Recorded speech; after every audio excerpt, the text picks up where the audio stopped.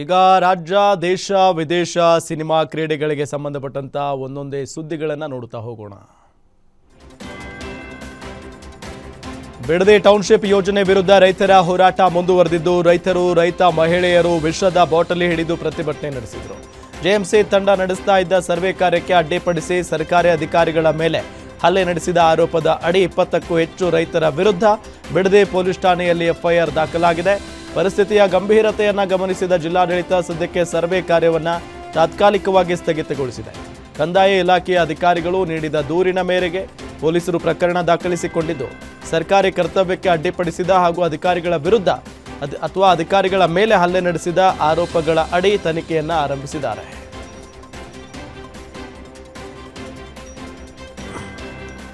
ಬಿಡದಿಯಲ್ಲಿ ರೈತರ ಗಲಾಟೆ ವೇಳೆ ಅಧಿಕಾರಿಗಳಿಗೆ ಪೊರಕೆ ಸೇವೆ ವಿಚಾರ ಸಂಬಂಧ ವಿಜಯಪುರದಲ್ಲಿ ನಿಖಿಲ್ ಕುಮಾರಸ್ವಾಮಿ ಪ್ರತಿಕ್ರಿಯೆ ಕೊಟ್ಟಿದ್ದಾರೆ. ರೈತರು ಹೋರಾಟಕ್ಕೆ ಕುಳಿತಾಗ ಸರ್ವೆಗೆ ಬಂದಿದ್ದಾರೆ. ರಾಹುಲ್ ಗಾಂಧಿ ಅಂಡಮಾನ್ ನಿಕೋಬಾರ್ಗೆ ಹೋಗಿ ಪರಿಸರ ನಾಶದ ಬಗ್ಗೆ ಮಾತನಾಡ್ತಾರೆ. ಅವರು ಬಿಡದಿಗೆ ಬಂದು ನೋಡಲಿ ಅಂತ ನಿಖಿಲ್ ಕುಮಾರಸ್ವಾಮಿ ವಾಗ್ದಾಳಿ ನಡೆಸಿದ್ರು. ಆಸ್ತಿಯನ್ನು ಉಳಿಸ್ಕೊಳ್ತಕ್ಕಂಥದಕ್ಕೆ ಹೋರಾಟ ಏನು ಕಟ್ಟಿದ್ದಾರೆ ಅಂಥವ್ರ ಮೇಲೆ ನಿನ್ನೆ ಅಧಿಕಾರಿಗಳು ಬಹುಶಃ ಸರ್ಕಾರ ಆದೇಶ ಹೊರಡಿಸಿರ್ತಾರೆ. ಇಲ್ಲಾಂದ್ರೆ ಅಧಿಕಾರಿಗಳು ಯಾಕೆ ಬರ್ತಾರೆ? ಜೆಎಂಸಿ ಮಾಡೋಕ್ಕೆ ಬಂದಂಥ ಸಂದರ್ಭದಲ್ಲಿ ರೈತರು ಏಕಾಏಕಿ ಆಕ್ರೋಶಭರಿತರಾಗಿ ಕೈಯಲ್ಲಿ ಪೊರಕೆಯನ್ನು ಇಟ್ಕೊಳ್ತಕ್ಕಂಥ ಒಂದು ಸನ್ನಿವೇಶ ಸೃಷ್ಟಿಯಾಗಿದೆ ಅಂದರೆ ಇದಕ್ಕೆ ನೇರ ಹೊಣೆ ರಾಜ್ಯ ಸರ್ಕಾರ ಜೊತೆಯಲ್ಲಿ ಅಲ್ಲಿರ್ತಕ್ಕಂಥ ಚುನಾಯಿತಿ ಪ್ರತಿನಿಧಿಗಳು. ಆ ಭಾಗದಲ್ಲಿ ಒಂದು 26 ಹಳ್ಳಿಗಳು ಬರುತ್ತೆ, ಅದರಲ್ಲಿ 9 ರೆವಿನ್ಯೂ ಗ್ರಾಮಗಳು ಬರುತ್ತೆ. 2 ಪಂಚಾಯಿತಿಗಳಲ್ಲಿ ಸುಮಾರು 9,600 ಎಕರೆಯಷ್ಟು ಇವತ್ತು ಅಕ್ವಿಸಿಷನ್ ಮಾಡ್ಕೋಬೇಕು ಅಂತ ಹೊರಟಿದ್ದಾರೆ. ಅಕ್ವಿಸಿಷನ್ ಮಾಡೋದಕ್ಕೆ ಕಾರಣ ಏನು? ಸಿಟಿ ಮಾಡ್ತೀವಿ, ಸ್ಮಾರ್ಟ್ ಸಿಟಿ ಮಾಡ್ತೀವಿ ಅಂತಾರೆ. ಇಲ್ಲಿ ರೈತರು ಹೇಳ್ತಾ ಇದ್ರು, ನಮಗೆ ಗೊತ್ತಿಲ್ಲ, ಒಂದಷ್ಟು ಸರ್ವೆಗಳು ನಡೀತಾ ಇದೆ. ಈಗಾಗಲೇ ಇಲ್ಲಿ ಲಕ್ಷಾಂತರ ಎಕರೆಗಳು ಅಕ್ವಿಸಿಷನ್ ಆಗೋಗಿದೆ. ಆದರೆ ಯಾಕೆ ಅಕ್ವಿಸಿಷನ್ ಮಾಡಿದ್ದಾರೆ KIDB? ತದನಂತರ ಇಲ್ಲಿ ಯಾವುದಾದ್ರೂ ಇಂಡಸ್ಟ್ರಿಗಳು ಬಂದಿದೆಯಾ ಅಥವಾ ಏನಾದರೂ ಇಲ್ಲಿ ಗೂಳೆ ಹೋಗ್ತಕ್ಕಂಥ ಜನಗಳಿಗೆ ತಡೆ ಆಗ್ತಕ್ಕಂಥದ್ದಕ್ಕೆ ಯಾವುದಾದ್ರೂ ಕಾರ್ಯಕ್ರಮಗಳು ಸರ್ಕಾರಗಳು ರೂಪಿಸಿದೆಯಾ ಅಂತಕ್ಕಂಥದ್ದು ಕೇಳಿದಾಗ ಏನೂ ಮಾಡಿಲ್ಲ. ಇಲ್ಲಿ ಲಕ್ಷಾಂತರ ಎಕರೆ ಈಗ ಅಕ್ವಿಸಿಷನ್ ಆಗಿರ್ತಕ್ಕಂಥ ಜಮೀನು ಹಂಗೆ ಪಾಳು ಬಿದ್ದಿದೆ.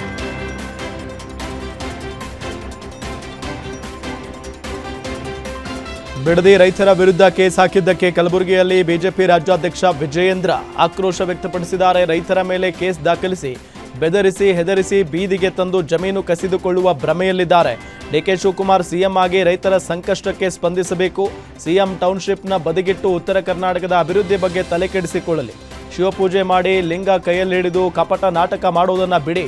ಬೆಂಗಳೂರು ಅಭಿವೃದ್ಧಿ ಆದರೆ ರಾಜ್ಯದ ಅಭಿವೃದ್ಧಿ ಅನ್ನೋ ಭ್ರಮೆ ಬಿಡಿ. ಕಲ್ಯಾಣ ಕರ್ನಾಟಕದ ಅಭಿವೃದ್ಧಿಗೆ ಹೆಚ್ಚು ಆದ್ಯತೆ ಕೊಡಿ. ಸಿಎಂಗೆ ರೈತರ ಬಗ್ಗೆ ಆಸಕ್ತಿ ಇರಬೇಕೇ ವಿನಃ ರಿಯಲ್ ಎಸ್ಟೇಟ್ ಬಗ್ಗೆ ಅಲ್ಲ ಅಂತ ವಾಗ್ದಾಳಿ ನಡೆಸಿದ್ರು. ರೈತರ ಮೇಲೆ ಕೇಸನ್ನ ದಾಖಲು ಮಾಡಿ ಅವ್ರನ್ನ ಬೆದರಿಸಿ ಹೆದರಿಸಿ ರೈತರನ್ನ ಬೀದಿಗೆ ತಂದು ಜಮೀನನ್ನ ಕಸ್ಕೊಳ್ಬಹುದು ಅನ್ನುವ ಭ್ರಮೆನಲ್ಲಿ ಅವ್ರೇನಾರು ಇದ್ರೆ ಆ ಭ್ರಮೆಯಿಂದ ಹೊರಗೆ ಬರಬೇಕು ಅಂತೇಳಿ ತಮ್ಮ ಮುಖೇನ ನಾನು ಆಗ್ರಹ ಪಡಿಸ್ತಾ ಇದ್ದೇನೆ. ಒಬ್ಬ ರಾಜ್ಯದ ಮುಖ್ಯಮಂತ್ರಿಗಳಾಗಿ ರೈತರ ಸಂಕಷ್ಟಕ್ಕೆ ಸ್ಪಂದನೆ ಮಾಡಬೇಕಾಗಿರ್ತಕ್ಕಂಥ ಕರ್ತವ್ಯ ಅವ್ರ ಮೇಲಿದೆ. ಈ ರೀತಿ ದಬ್ಬಾಳಿಕೆ ಮಾಡೋದಕ್ಕಲ್ಲ ನೀವು ರಾಜ್ಯದ ಮುಖ್ಯಮಂತ್ರಿಗಳಾಗಿರುವಂತದ್ದು. ಹಾಗಾಗಿ ಈಗಲೂ ಕೂಡ ಕಾಲ ಮಿಂಚಿಲ್ಲ, ಜನ ಬೀದಿಗಿಳಿದಾಗಿದೆ. ಇವತ್ತು ಬಿಡದಿ ವಿಚಾರದಲ್ಲಿ ಟೌನ್ಶಿಪ್ ಬಗ್ಗೆ ತಲೆ ಕೆಡಿಸ್ಕೊಳ್ದೇನೆ ಉತ್ತರ ಕರ್ನಾಟಕದ ಅಭಿವೃದ್ಧಿ ಬಗ್ಗೆ ತಲೆ ಕೆಡಿಸ್ಕೊಳ್ಳಿ. ರೈತರ ಮೇಲೆ ಕೇಸನ್ನು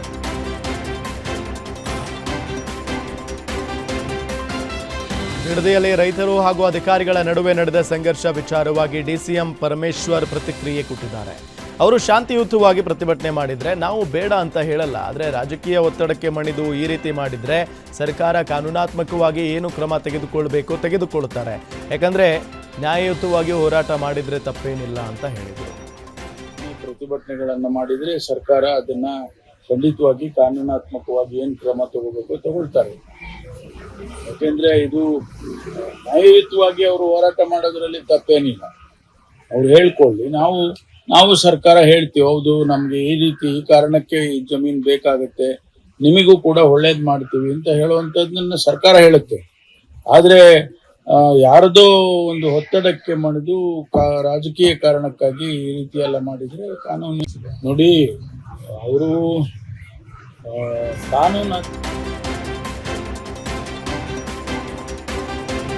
ಆಂಧ್ರ ಪ್ರದೇಶದ ಸುಪ್ರಸಿದ್ಧ ಧಾರ್ಮಿಕ ಕ್ಷೇತ್ರ ತಿರುಪತಿ ತಿರುಮಲ ವೆಂಕಟೇಶ್ವರ ಸ್ವಾಮಿ ದೇವಸ್ಥಾನದಲ್ಲಿ ಪ್ರತಿದಿನ ನೆರವೇರಿಸಲಾಗುವ ಮೊದಲ ಆರತಿಯಲ್ಲಿ ಇನ್ಮುಂದೆ ಕರ್ನಾಟಕದ ಸಚಿವರು, ಶಾಸಕರು, ನ್ಯಾಯಾಧೀಶರು ಹಾಗೂ ಹಿರಿಯ ಅಧಿಕಾರಿಗಳು ಸೇರಿದಂತೆ ಗಣ್ಯ ವ್ಯಕ್ತಿಗಳಿಗೆ ಭಾಗವಹಿಸಲು ಅವಕಾಶವಿದೆ ಅಂತ ಸಿಎಂ ಡಿಕೆಶಿ ಘೋಷಿಸಿದರು.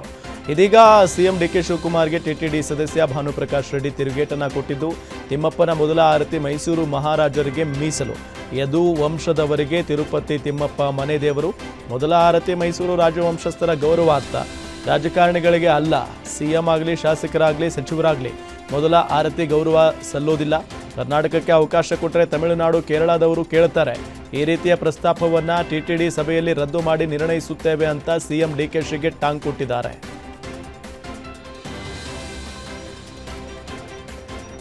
ಶಾಪಿಂಗ್ಗೆ ತೆರಳಿದ್ದ ವೇಳೆ 2 ವರ್ಷದ ಮಗು ಆಟ ಆಡ್ತಾ ಅಂಗಡಿಯ ಮೊದಲ ಮಹಡಿಯಿಂದ ಕೆಳಗೆ ಬಿದ್ದ ಘಟನೆ ಚಿಕ್ಕಬಳ್ಳಾಪುರ ನಗರದ ಪಿಳ್ಳಪ್ಪ ಕಾಂಪ್ಲೆಕ್ಸ್ ಬಳಿ ನಡೆದಿದೆ. ಗಾಯಗೊಂಡಿರುವ ಬಾಲಕಿಯನ್ನ ಚಿಕ್ಕಬಳ್ಳಾಪುರ ತಾಲೂಕಿನ ಗೊಲ್ಲರದೊಡ್ಡಿ ಗ್ರಾಮದ ನಾರಾಯಣಸ್ವಾಮಿ ಮತ್ತು ಮಧು ದಂಪತಿಯ ಪುತ್ರಿ ಸಂಗೀತ ಅಂತ ಗುರುತಿಸಲಾಗಿದೆ. ಮಗುವಿಗೆ ಹೊಸ ಬಟ್ಟೆ ಖರೀದಿಸಲು ಬಂದಿದ್ದಾಗ ದುರ್ಘಟನೆ ಸಂಭವಿಸಿದೆ. ಮಗು ಕೆಳಗೆ ಬಿದ್ದ ದೃಶ್ಯ ಸಿಸಿಟಿವಿಯಲ್ಲಿ ಸೆರೆಯಾಗಿದ್ದು, ಮಗುವಿಗೆ ಬೆಂಗಳೂರಿನ ಎಂಎಸ್ ರಾಮಯ್ಯ ಆಸ್ಪತ್ರೆಗೆ ದಾಖಲಿಸಿ ಚಿಕಿತ್ಸೆ ನೀಡಲಾಗ್ತಾ ಇದೆ.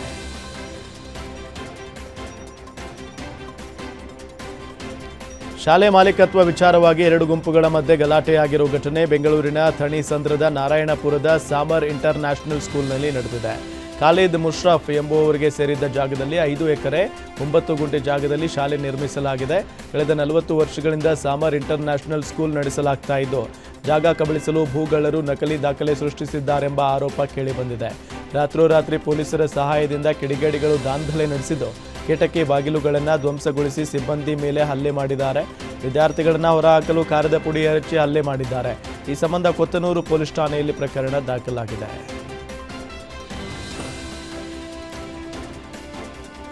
ಮಧ್ಯಪ್ರಾಚ್ಯದಲ್ಲಿ ಜಾಗತಿಕ ತೈಲ ಮಾರ್ಗವಾದ ಹಾರ್ಮುಜ್ ಜಲಸಂಧಿಯಲ್ಲಿ ಇರಾನ್ ತನ್ನ ಉಗ್ರ ಸ್ವರೂಪವನ್ನು ಪ್ರದರ್ಶನ ಮಾಡ್ತಾ ಇದೆ. ನಿನ್ನೆ ರಾತ್ರಿ ಓಮನ್ ದೇಶದ ಕಡಲ ಗಡಿಯೊಳಗೆ ಚಲಿಸುತ್ತಿದ್ದ ಯುನೈಟೆಡ್ ಅರಬ್ ಎಮಿರೇಟ್ಸ್ಗೆ ಸೇರಿದ 2 ಬೃಹತ್ ತೈಲ ಟ್ಯಾಂಕರ್ ಹಡಗುಗಳ ಮೇಲೆ ಇರಾನ್ ಸೇನೆ ಕ್ಷಿಪಣಿ ದಾಳಿ ನಡೆಸಿದೆ. ಈ ದಾಳಿಯಲ್ಲಿ ಓರ್ವ ಭಾರತೀಯ ನಾವಿಕ ಸ್ಥಳದಲ್ಲೇ ಮೃತಪಟ್ಟಿದ್ದು, ಇತರೆ 8 ಸಿಬ್ಬಂದಿ ರಕ್ತದ ಮಡುವಿನಲ್ಲಿ ಬಿದ್ದು ನೆರಳಾಡುತ್ತಿದ್ದಾರೆ. ಗಾಯಗೊಂಡವರಲ್ಲಿ 4ರ ಸ್ಥಿತಿ ಅತ್ಯಂತ ಗಂಭೀರವಾಗಿದೆ ಅಂತ ಯುಎಇ ರಕ್ಷಣಾ ಸಚಿವಾಲಯ ಅಧಿಕೃತ ಮಾಹಿತಿ ನೀಡಿದೆ. ಯುಎಇ ದೇಶದ ಹೆಮ್ಮೆಯ ತೈಲ ಹಡಗುಗಳಾದ ಮೊಂಬಾಸಾ ಮತ್ತು ಅಲ್ ಬಹಿಯಾ ಹಾರ್ಮುಜ್ ಜಲಸಂಧಿಯ ದಕ್ಷಿಣದ ಪ್ರಮುಖ ಹಡಗು ಮಾರ್ಗದ ಮುಖೇನ ಹಾದು ಹೋಗುತ್ತಿದ್ದಾಗ ಈ ದಾಳಿ ನಡೆದಿದೆ. ದಾಳಿಗೊಳಗಾದ ಮೊಂಬಾಸಾ ಟ್ಯಾಂಕರ್ನಲ್ಲಿದ್ದ ಒಬ್ಬ ಭಾರತೀಯ ನಾವಿಕ ಮೃತಪಟ್ಟಿದ್ದು, ಗಾಯಗೊಂಡ 8 ಸಿಬ್ಬಂದಿಗಳ ಪೈಕಿ 6 ಮಂದಿ ಭಾರತೀಯರು ಹಾಗೂ 2 ಉಕ್ರೇನ್ ಪ್ರಜೆಗಳಾಗಿದ್ದಾರೆ.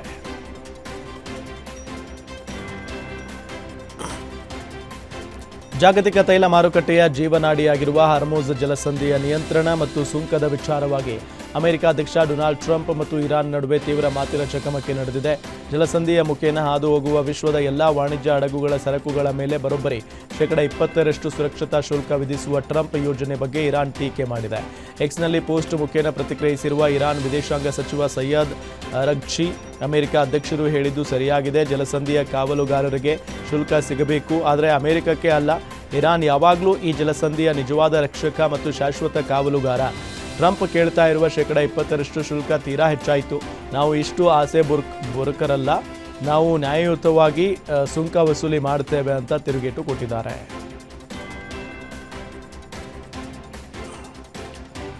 ವಿಯೆಟ್ನಾಂ ದೇಶದ ಸುಂದರ ದ್ವೀಪದಲ್ಲಿ ಕಳೆದ ವಾರ ನಡೆದ ಭೀಕರ ಸ್ಪೀಡ್ ಬೋಟ್ ಅಪಘಾತದಲ್ಲಿ ಜಲಸಮಾಧಿಯಾಗಿದ್ದ 15 ಭಾರತೀಯ ಪ್ರವಾಸಿಗರ ಮೃತದೇಹಗಳನ್ನು ನಿನ್ನೆ ರಾತ್ರಿ ಭಾರತಕ್ಕೆ ತರಲಾಗಿದೆ. ವಿಯೆಟ್ನಾಂ ಏರ್ಲೈನ್ಸ್ನ ವಿಶೇಷ ವಿಮಾನ ರಾತ್ರಿ 9:19ಕ್ಕೆ ಮುಂಬೈನ ಛತ್ರಪತಿ ಶಿವಾಜಿ ಅಂತಾರಾಷ್ಟ್ರೀಯ ವಿಮಾನ ನಿಲ್ದಾಣದಲ್ಲಿ ಬಂದಿಳಿತಾ ಇದ್ದಂತೆ ಅಲ್ಲಿ ಬಂದಿದ್ದ ಸಂಬಂಧಿಕರ ಆಕ್ರಂದನ ಮುಗಿಲು ಮುಟ್ಟಿತ್ತು. ಮೃತರಲ್ಲಿ 10 ಮಂದಿ ತಮಿಳುನಾಡಿನವರು, 3 ಆಂಧ್ರಪ್ರದೇಶದವರು ಹಾಗೂ 2 ಕೇರಳದವರಾಗಿದ್ದಾರೆ. ಮುಂಬೈ ವಿಮಾನ ನಿಲ್ದಾಣದಲ್ಲಿ ಪ್ರಾಥಮಿಕ ಪ್ರಕ್ರಿಯೆಗಳು ಮುಗಿದ ತಕ್ಷಣ ಮೃತದೇಹಗಳನ್ನು ಅಂತಿಮ ವಿಧಿವಿಧಾನಗಳಿಗಾಗಿ ಅವರವರ ಸ್ವಗ್ರಾಮಗಳಾದ ಕೊಯಮತ್ತೂರು, ಚೆನ್ನೈ, ಹೈದರಾಬಾದ್ ಮತ್ತು ತಿರುವನಂತಪುರಂಗೆ ಕಳುಹಿಸಿಕೊಡಲಾಯಿತು.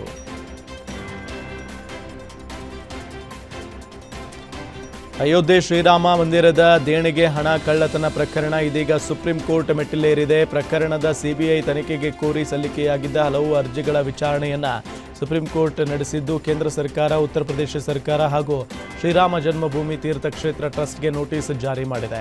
ಮುಖ್ಯ ನ್ಯಾಯಮೂರ್ತಿ ಸೂರ್ಯಕಾಂತ್ ನೇತೃತ್ವದ ತ್ರಿಸದಸ್ಯ ಪೀಠವು ಅಯೋಧ್ಯೆ ಕಾಣಿಕೆ ಕಳ್ಳತನ ಪ್ರಕರಣವನ್ನು ಗಂಭೀರವಾಗಿ ಪರಿಗಣಿಸಿದೆ. ಪ್ರಸ್ತುತ ತನಿಖೆ ನಡೆಸ್ತಾ ಇರುವ ಎಸ್ಐಟಿಗೆ ಪ್ರಕರಣದ ಪ್ರಗತಿ ವರದಿಯನ್ನು 1 ವಾರದ ಒಳಗೆ ಸಲ್ಲಿಸುವಂತೆ ಸುಪ್ರೀಂ ಕೋರ್ಟ್ ಕಟ್ಟುನಿಟ್ಟಿನ ನಿರ್ದೇಶನ ನೀಡಿದೆ. ಅಲ್ಲದೆ ರಾಮ ಮಂದಿರ ಟ್ರಸ್ಟ್ ಸದ್ಯಕ್ಕೆ ಯಾವುದೇ ದೊಡ್ಡ ಹಣಕಾಸು ವಹಿವಾಟು ನಡೆಸಬಾರದು ಅಂತ ಖಡಕ್ ಸೂಚನೆ ನೀಡಿದೆ.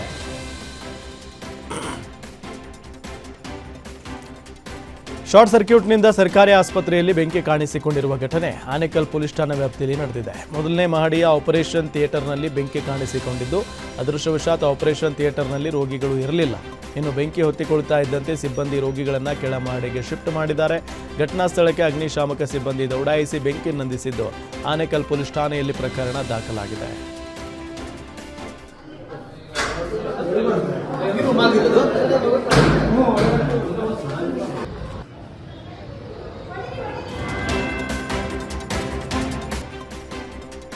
ಕಲಬುರಗಿ ಕೇಂದ್ರ ಕಾರಾಗೃಹದಿಂದ 3 ಸಜಾ ಕೈದಿಗಳು ಪರಾರಿಯಾಗಿದ್ದು, ಈ ಘಟನೆ ಭಾರೀ ಸಂಚಲನಕ್ಕೆ ಕಾರಣ ಆಗಿದೆ. ಮುಂಜಾನೆ ಸುಮಾರು 3 ಗಂಟೆ ವೇಳೆಗೆ ಜೈಲಿನ ಸುಮಾರು 15 ರಿಂದ 20 ಅಡಿ ಎತ್ತರದ ಕಾಂಪೌಂಡ್ ಗೋಡೆ ಹಾರಿ ಕೈದಿಗಳು ತಪ್ಪಿಸಿಕೊಂಡಿದ್ದಾರೆ ಅಂತ ತಿಳಿದು ಬಂದಿದೆ. ಪರಾರಿಯಾದ ಕೈದಿಗಳನ್ನು ಮಸ್ತಾನ್, ಸಂತೋಷ್ ಹಾಗೂ ಸಾಗರ್ ಅಂತ ಗುರುತಿಸಲಾಗಿದೆ. ಇವರು ಬೀದರ್ ಜಿಲ್ಲೆಯ ಕೊಲೆ ಪ್ರಕರಣವೊಂದರಲ್ಲಿ ಶಿಕ್ಷೆಗೆ ಒಳಗಾಗಿ ಕಲಬುರಗಿ ಕೇಂದ್ರ ಕಾರಾಗೃಹದಲ್ಲಿ ಶಿಕ್ಷೆ ಅನುಭವಿಸ್ತಾ ಇದ್ರು.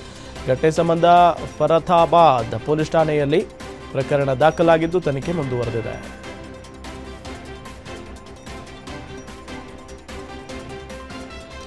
ಕಲಬುರಗಿ ಕೇಂದ್ರ ಕಾರಾಗೃಹದಿಂದ 3 ಸಜಾ ಕೈದಿಗಳ ಪರಾರಿಯಾದ ಪ್ರಕರಣ ಸಂಬಂಧ ಶಿವಸೇನಾ ಪಕ್ಷದ ರಾಜ್ಯಾಧ್ಯಕ್ಷ ಸಿದ್ದಲಿಂಗ ಸ್ವಾಮೀಜಿ ಕಿಡಿಕಾರಿದ್ದಾರೆ. ರಾಜ್ಯ ಸರ್ಕಾರ ತನ್ನ ಮಾನ ಮರ್ಯಾದೆ ಉಳಿಸಿಕೊಳ್ಳಬೇಕಾದರೆ ಗೃಹ ಸಚಿವರನ್ನ ಸಂಪುಟದಿಂದ ವಜಾ ಮಾಡಬೇಕು. ಈ ಘಟನೆ ಅತ್ಯಂತ ಖಂಡನೀಯವಾಗಿದೆ. ಖರ್ಗೆ ಅವರು ಬರೀ ಉಡಾಫೆ ಮಾತನಾಡ್ತಾರೆ, ಕಾನೂನು ಸುವ್ಯವಸ್ಥೆ ಬಗ್ಗೆ ಮಾತನಾಡಲ್ಲ. ಇವರ ನಿರ್ಲಕ್ಷ್ಯದಿಂದ ಪೊಲೀಸ್ ಇಲಾಖೆ ಹಳ್ಳ ಹಿಡಿದಿದೆ. ಈ ಘಟನೆಯಿಂದ ಖರ್ಗೆ ಅವರ ಆಡಳಿತ ವೈಫಲ್ಯ ಎದ್ದು ಕಾಣ್ತಾ ಇದೆ. ಪ್ರಿಯಾಂಕ್ ಖರ್ಗೆ ಅವರು ಗೃಹ ಸಚಿವರಾದ ಮೇಲೆಯೇ ಪೊಲೀಸ್ ಇಲಾಖೆಯಲ್ಲಿ ಇಂತಹ ಘಟನೆಗಳು ಆಗ್ತಿವೆ ಅಂತ ಪ್ರಿಯಾಂಕ್ ಖರ್ಗೆ ವಿರುದ್ಧ ಕಿಡಿಕಾರಿದರು.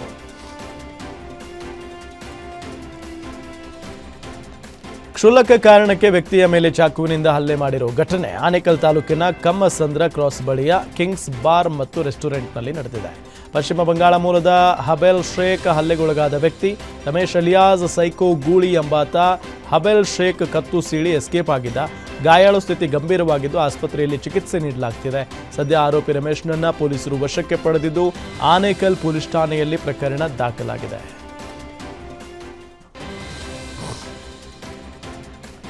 ರಾಜ್ಯದ ಪ್ರತಿಷ್ಠಿತ ಎಸ್ಆರ್ಎಸ್ ಟ್ರಾವೆಲ್ಸ್ ಮಾಲೀಕರ ಪುತ್ರಿ BR Megha Tumakuru grain merchants cooperative bank ವಿರುದ್ಧ ಸಿಸಿಬಿ ಪೊಲೀಸರಿಗೆ ದೂರನ್ನು ನೀಡಿದ್ದಾರೆ. ಮೇಘಾ ನೀಡಿದ ದೂರಿನ ಅನ್ವಯ Tumakuru grain merchants cooperative bank Rajajinagar ಶಾಖೆಯ ಅಧಿಕಾರಿಗಳು ಹಾಗೂ ಇತರರ ವಿರುದ್ಧ ಪ್ರಕರಣ ದಾಖಲಾಗಿದೆ. ಎಸ್ಆರ್ಎಸ್ ಟ್ರಾವೆಲ್ಸ್ ಮಾಲೀಕ ಕೆಟಿ ರಾಜಶೇಖರ್ ಪಡೆದ ವಾಹನ ಸಾಲಕ್ಕೆ ತನ್ನನ್ನು ಖಾತರಿದಾರಳಂತೆ ತೋರಿಸಲಾಗಿದೆ. ನಾನು ಯಾವುದೇ ಸಾಲದ ದಾಖಲೆಗಳಿಗೆ ಸಹಿ ಮಾಡಿಲ್ಲ, ನಕಲಿ ಸಹಿ ಸೃಷ್ಟಿಸಿ ದಾಖಲೆಗಳನ್ನು ಫೋರ್ಜರಿ ಮಾಡಿದ್ದಾರೆ ಅಂತ ಬಿಆರ್ ಮೇಘಾ ಆರೋಪಿಸಿದ್ದಾರೆ.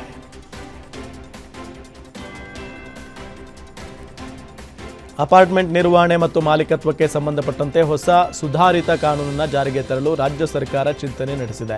ಬೆಂಗಳೂರಿನ ಅಪಾರ್ಟ್ಮೆಂಟ್ ಮಾಲೀಕರು ಹಲವು ವರ್ಷಗಳಿಂದ ಈ ಕುರಿತು ಒತ್ತಾಯ ಮಾಡ್ತಾ ಇದ್ರು. ಅವರ ಬೇಡಿಕೆಯನ್ನು ಗಮನದಲ್ಲಿಟ್ಟುಕೊಂಡು ಸರ್ಕಾರವು ಹೊಸ ಕಾನೂನನ್ನು ರೂಪಿಸ್ತಾ ಇದೆ ಅಂತ ಬೆಂಗಳೂರು ನಗರಾಭಿವೃದ್ಧಿ ಸಚಿವ ಕೃಷ್ಣ ಬೈರೇಗೌಡ ತಿಳಿಸಿದ್ದಾರೆ. ಈ ಹೊಸ ಕಾನೂನನ್ನು ವಿಧಾನಮಂಡಲದಲ್ಲಿ ಮಂಡಿಸುವ ಮೊದಲು ಎಲ್ಲ ಪಾಲುದಾರರ ಅಭಿಪ್ರಾಯಗಳನ್ನು ಸಂಗ್ರಹಿಸಲು ಸಮಾಲೋಚನಾ ಸಭೆಯನ್ನು ಆಯೋಜಿಸಲಾಗಿದೆ. ಮುಖ್ಯಮಂತ್ರಿ ಡಿಕೆ ಶಿವಕುಮಾರ್ ಸೂಚನೆಯಂತೆ ರೂಪಿಸಲಾದ ಈ ಕಾನೂನಿನ ಬಗ್ಗೆ ಚರ್ಚೆ ಮಾಡುವುದಕ್ಕೆ ನಾಳೆ ಬೆಳಗ್ಗೆ 11 ಗಂಟೆಗೆ ಬೆಂಗಳೂರಿನ ಜವಾಹರಲಾಲ್ ನೆಹರು ತಾರಾಲಯದ ಸಭಾಭವನದಲ್ಲಿ ಸಭೆ ನಡೆಯಲಿದೆ ಅಂತ ಸಚಿವರು ಮಾಹಿತಿ ನೀಡಿದ್ದಾರೆ.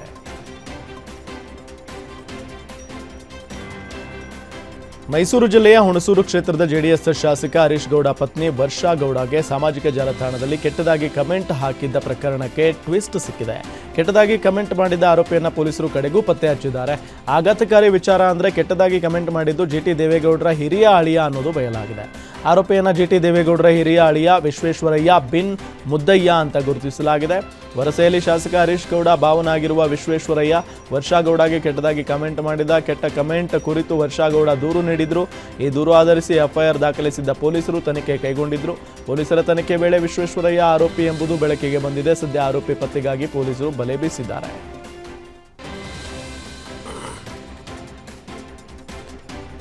ಮನೆ ಮನೆಗೆ ಹೋಗದೆ ಒಂದೇ ಸ್ಥಳದಲ್ಲಿ ಕುಳಿತು ಎಸ್ಐಆರ್ ಪ್ರಕ್ರಿಯೆ ನಡೆಸಿರುವ ಘಟನೆ ಬೆಳಗಾವಿ ಜಿಲ್ಲೆಯ ಹುಕ್ಕೇರಿ ತಾಲೂಕಿನ ಸಂಕೇಶ್ವರ ಪಟ್ಟಣದಲ್ಲಿ ನಡೆದಿದೆ. ನಿಯಮ ಗಾಳಿಗೆ ತೂರಿದ ಬಿಎಲ್ಒ ಮನೆ ಮನೆಗೆ ಹೋಗದೆ ಸಮುದಾಯ ಭವನದಲ್ಲಿ ಕುಳಿತು ಎಸ್ಐಆರ್ ಪ್ರಕ್ರಿಯೆ ನಡೆಸಿದ್ದಾರೆ. ಫೋನ್ ಕಾಲ್ನಲ್ಲೇ ಮಾಹಿತಿ ಪಡೆದು ಫಾರ್ಮ್ ತುಂಬುತ್ತಾ ಇರುವ ಬಿಎಲ್ಒ ಅಧಿಕಾರಿಯನ್ನ ಸಾರ್ವಜನಿಕರು ಪ್ರಶ್ನೆ ಮಾಡಿದರೆ ಹಾರಿಕೆ ಉತ್ತರ ನೀಡ್ತಾ ಇದ್ದಾನಂತೆ. ಸಾರ್ವಜನಿಕರು ಮೇಲಾಧಿಕಾರಿಗಳ ಗಮನಕ್ಕೂ ತಂದರೂ ಅಧಿಕಾರಿಗಳು ಕ್ಯಾರೆ ಅನ್ನದ ಆರೋಪ ಕೇಳಿ ಬರ್ತಾ ಇದೆ. ಸಚಿವ ಸಂಪುಟ ವಿಸ್ತರಣೆ ಕುರಿತು ಬೆಳಗಾವಿಯಲ್ಲಿ ಶಾಸಕ ಆಸಿಫ್ ಸೇಠ್ ಪ್ರತಿಕ್ರಿಯೆ ನೀಡಿದ್ದಾರೆ. ಬೆಳಗಾವಿಗೆ 3 ಸಚಿವ ಸ್ಥಾನ ನೀಡುವಂತೆ ಸಿಎಂಗೆ ಕೇಳಿದ್ದೇವೆ. ಯಾರಿಗೆ ಬೇಕಾದರೂ ಸಚಿವ ಸ್ಥಾನ ನೀಡಿ, ಆದರೆ ಜಿಲ್ಲೆಗೆ 3 ಸಚಿವ ಸ್ಥಾನ ನೀಡುವಂತೆ ಆಗ್ರಹಿಸಿದ್ದೇವೆ. ನನ್ನ ಅಭಿಮಾನಿಗಳು ನನಗೆ ಮಂತ್ರಿ ಸ್ಥಾನ ನೀಡುವಂತೆ ಕೇಳಿದ್ದಾರೆ. ಕಳೆದ 30 ವರ್ಷಗಳಿಂದ ಅಲ್ಪಸಂಖ್ಯಾತ ಶಾಸಕರಿಗೆ ಸಚಿವ ಸ್ಥಾನ ನೀಡಿಲ್ಲ. ಈಗ ಅವಕಾಶ ಕೊಡಿ ಅಂತ ಕೇಳಿದ್ದೇವೆ. ನನಗೆ ಸಚಿವ ಸ್ಥಾನ ಕೊಟ್ಟರೆ ಸ್ವೀಕರಿಸುತ್ತೇನೆ ಅಂತ ಹೇಳಿದರು.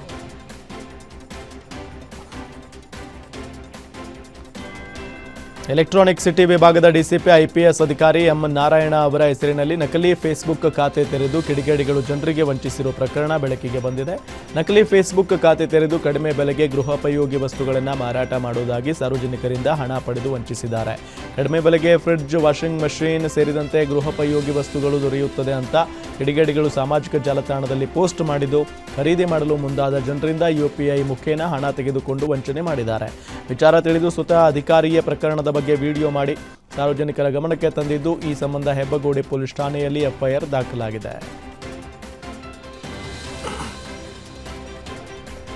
ಮಾಜಿ ಸಚಿವ ರಾಮಚಂದ್ರಗೌಡ ಅವರು ನಿಧನರಾದ ಹಿನ್ನೆಲೆ ಬಸವೇಶ್ವರ ನಿವಾಸದಲ್ಲಿ ಸಿಎಂ ಡಿಕೆ ಶಿವಕುಮಾರ್ ರಾಮಚಂದ್ರಗೌಡರ ಅಂತಿಮ ದರ್ಶನ ಪಡೆದರು. ರಾಮಚಂದ್ರೇಗೌಡರು ನಿಷ್ಠ ಪ್ರಾಮಾಣಿಕ ರಾಜಕಾರಣಿ, ನನಗೆ ಬಹಳ ಹತ್ತಿರದ ಸಂಬಂಧಿ, ಅವರಿಗೆ ದೊಡ್ಡ ಅಭಿಮಾನಿ ಬಳಗ ಇದೆ. ರಾಮಚಂದ್ರೇಗೌಡರು ತಮ್ಮ ಚೌಕಟ್ಟು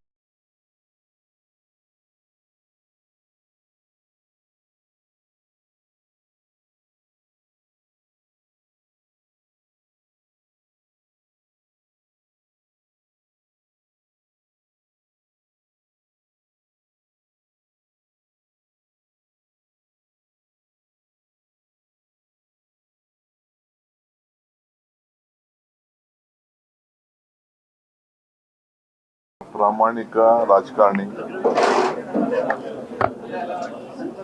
ನನಗೆ ಬಹಳ ಹತ್ತಿರ ಸಂಬಂಧಿಕರು,